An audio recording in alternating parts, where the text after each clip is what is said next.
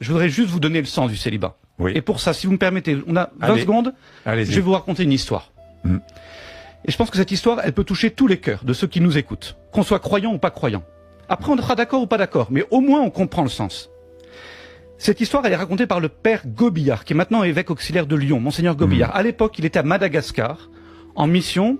Il avait une 40aine d'années, en mission auprès des plus pauvres, et il traverse une épreuve de doute, y compris sur son célibat. Et voilà ce qu'il raconte. C'était à l'hôpital Spallanzani, hôpital de phase terminale des maladies infectieuses où j'étais aumônier. Mario, auprès de qui je me trouvais, était en train de mourir du sida. Un jour, me regardant bien dans les yeux, il m'a dit « Je crois avoir compris le célibat des prêtres ». Du tac au tac, je lui ai répondu « Eh bien, explique-moi parce que moi, je n'ai pas tout compris ».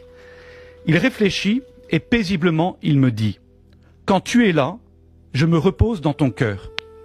Je n'avais toujours pas compris, alors je lui ai demandé des explications. Il a ajouté « Quand les dames de la Croix-Rouge viennent, ce n'est pas pareil. Elles sont mariées, elles ont des enfants et des petits-enfants. Je suis content qu'elles prennent du temps pour moi, je les trouve généreuses.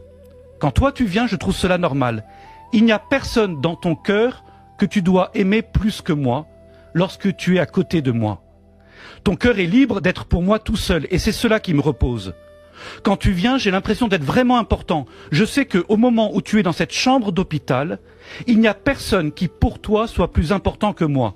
Si tu étais marié, alors je saurais qu'il y a dans ton cœur quelqu'un de plus important que moi. Et ce serait normal. Pareil si tu avais des enfants.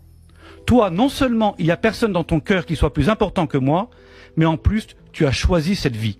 C'est une situation que tu as voulu. Cela me rend heureux. Jean-Jacques Bourdin, le sens du célibat, de mon célibat. Et ça, tout le monde peut le respecter. Même si on ne le comprend pas bien, mais on peut le respecter. C'est que je choisis volontairement, librement, personne ne m'a obligé d'être prêtre. Mais je choisis, à l'appel de l'Église, librement et volontairement, de ne pas m'attacher à une femme qui serait la mienne, à des enfants qui seraient les miens et qui auraient la priorité dans mon cœur, du coup. Ce serait normal. Pour être totalement, radicalement disponible à ceux auxquels je suis envoyé. Alors, je c'est comprends ça le très prix bien. du célibat.